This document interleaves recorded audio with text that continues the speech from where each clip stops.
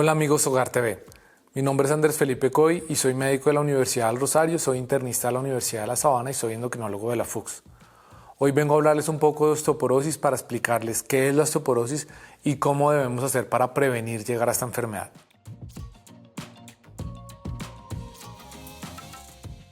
Hoy vamos a hablar de la osteoporosis y nos vamos a enfocar un poco en la prevención de esta enfermedad. Sin embargo, para llegar a la prevención de esta enfermedad debemos empezar explicando un poco de dónde viene la osteoporosis y de qué se trata la osteoporosis.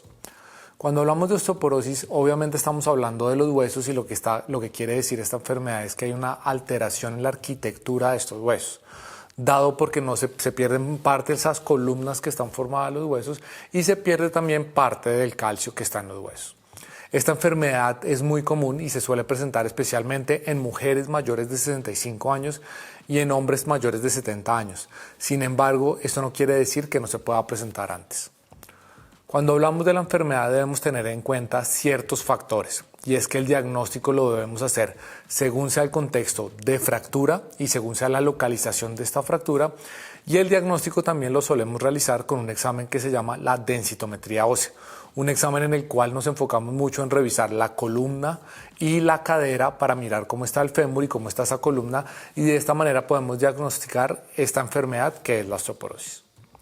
Cuando empezamos a hablar un poco desde el punto de vista de la prevención, usualmente es un tema bastante interesante y yo siempre les digo, enfoquémonos en 4 pilares.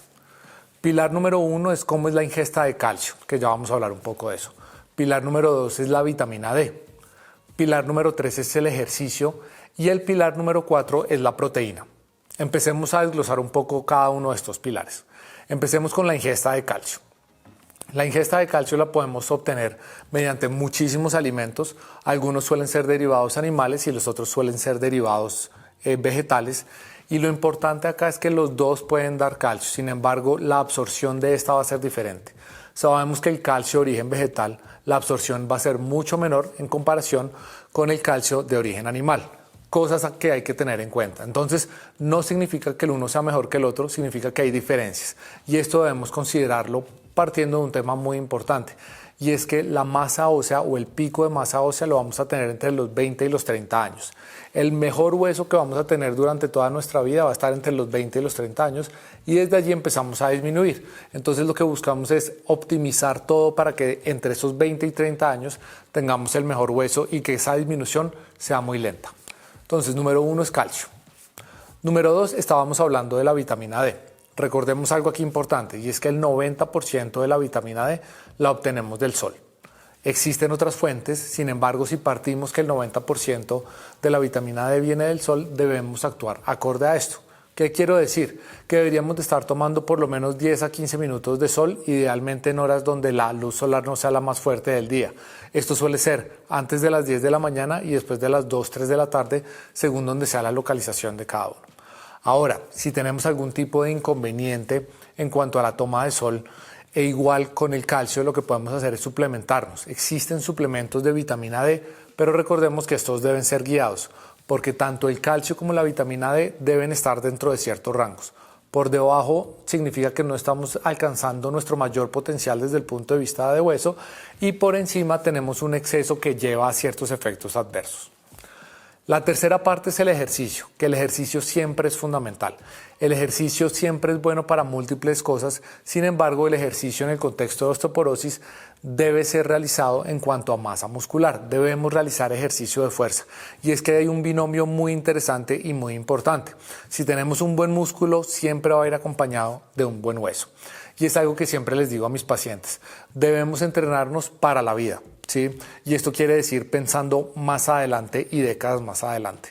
Si partimos de que la osteoporosis en mujeres se presenta más o menos a los 65 años y en hombres aproximadamente a los 70 años, pues y que el pico máximo de ese hueso va a ser entre los 20 y los 30 años, pues trabajemos en esos 20 a 30 años pensando en los 65 o los 70. Y el entrenamiento debe ser constante, debe ser de fuerza y debe ir acompañado de las otras cosas que estamos hablando. La última es la proteína.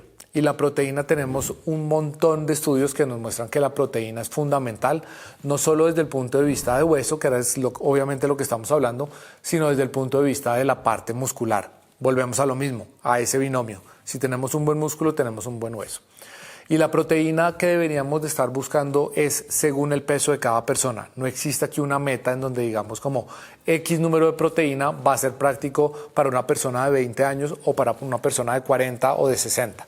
Y esto deberíamos de recordarlo siempre. Los requerimientos de todo esto van cambiando a medida que van cambiando las décadas.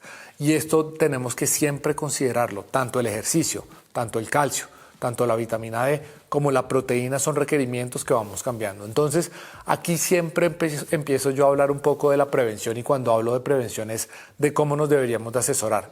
Siempre busquemos personas que sepan del tema y busquemos asesorarnos entre los 20 y los 30 años porque estamos hablando de prevención para evitar llegar a la osteoporosis cuando tengamos 65 a 70 años.